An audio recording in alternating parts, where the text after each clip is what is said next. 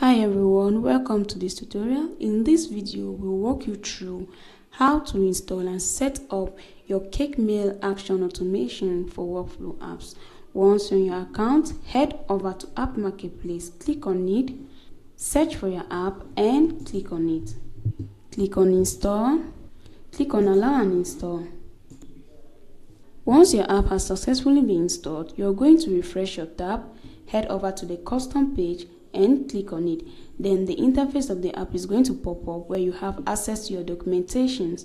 Under the tutorial, you're going to have access to a Smart Queue video that is going to serve as a guideline on how to get the necessary credentials to set up the app. We equally have the configuration walkthrough video that is going to help you on how to set up the app.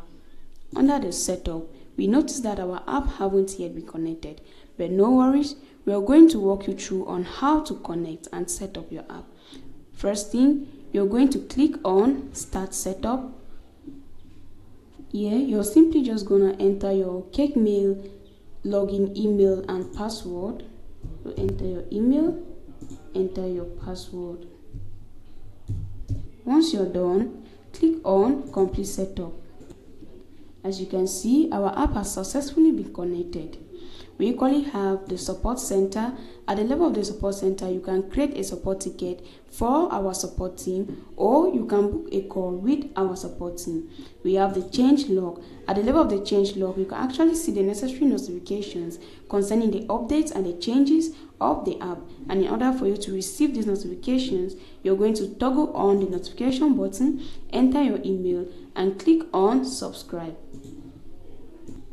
And that's it. I hope this tutorial helped you get everything set up. If you need any help, our support team is here for you 24/7. Thanks for watching. Don't forget to subscribe to our channel.